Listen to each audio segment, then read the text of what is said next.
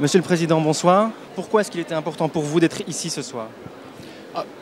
Bien parce que j'ai eu le privilège d'un peu suivre à quelques années de distance l'aventure, si on peut dire, de la SBS au Vietnam pour ses formations particulières de management. Lorsque j'étais recteur il y a un peu plus de 10 ans, j'ai effectivement eu l'occasion d'aller remettre des diplômes avec Jackie Nagels, qui à l'époque était le principal promoteur du programme.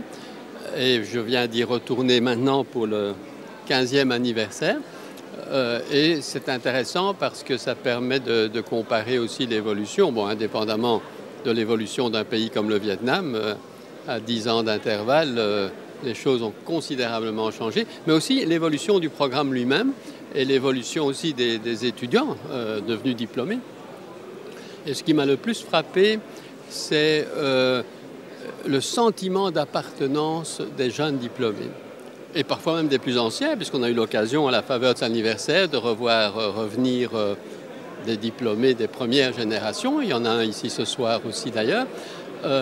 Et quand on leur demande, mais au fond, est-ce que ça vous a apporté quelque chose? La réponse est évidemment unanimement positive, avec y compris des véritables success stories permises par le diplôme. Et M. Chin, qui est là aujourd'hui, je lui ai posé directement la question. Il m'a dit qu'avec ce diplôme en main, il s'était retrouvé en peu de temps à la tête de son entreprise, qui est une entreprise au départ, une conserverie de poissons qu'il distribue dans le monde entier maintenant. Et il a élargi sa gamme. Je pense qu'il ne fait plus que ça. Je pense qu'il fait de la promotion immobilière et bien d'autres choses. Mais il l'a dit, je pense que ce n'était pas par flatterie, il a dit que vraiment ce diplôme lui avait donné le coup de pouce pour monter d'un cran, je vais dire, dans sa carrière économique. Et les autres étudiants sont extraordinairement diplômés, je ne parle même pas d'étudiants, de tout jeunes diplômés, sont extraordinairement enthousiastes.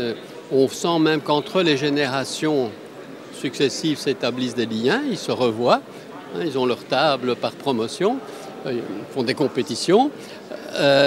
Et, fait extraordinaire, ils s'associent entre eux pour faire même des opérations humanitaires. Bon, au Vietnam, vous avez pu voir tout à l'heure que par des cotisations qu'ils donnent eux-mêmes, ils soutiennent un orphelinat à Ho Chi Minh. Et bien sûr, ils essayent de développer ce type d'opération, montrant qu'au-delà des aspects professionnels et de promotion personnelle à travers le diplôme, se crée aussi un esprit de service social à la société, et notamment par rapport à des actions, je ne sais pas s'il faut dire de bienfaisance, mais enfin des actions de soutien social. L'exemple de cet orphelinat est extraordinairement... Et le jour donc de leur fête, ils souscrivaient pour cette action, que c'était à l'initiative, je crois, de 2-3 jeunes anciennes qui avaient trouvé ça. Et alors, ils avaient présenté leur business plan en bon élève de Solvay. Vous aviez un graphique où ils vous montraient le break-even, enfin, de toute mais c'est une opération de soutien pour... Donc voilà, donc moi j'ai trouvé ça extrêmement enthousiasmant.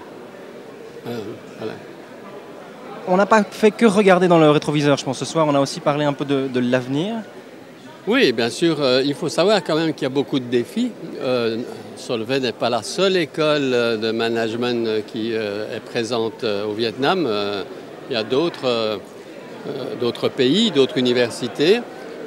Donc il y a quand même un peu de compétition. Et alors, il y a aussi tout de même toujours une certaine insécurité, je vais dire juridique, parce que pour le moment, c'est avec des partenariats. Mais c'est vrai que ces partenariats, ils tiennent le temps qu'ils tiennent.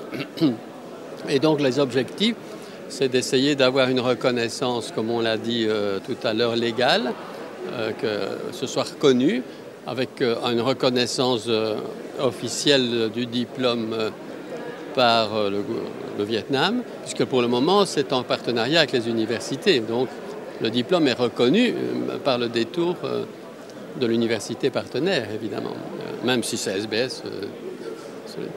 Donc, il y a tout cela, et bien sûr, la consolidation financière à long terme.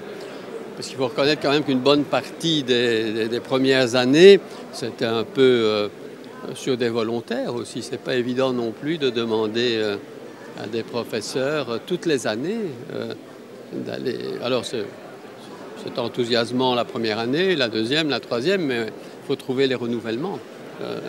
Et ça, la consolidation est un défi, je crois, qui n'est pas nécessairement gagné. Il faut continuer à s'y investir. Monsieur le Président, merci beaucoup. Rien.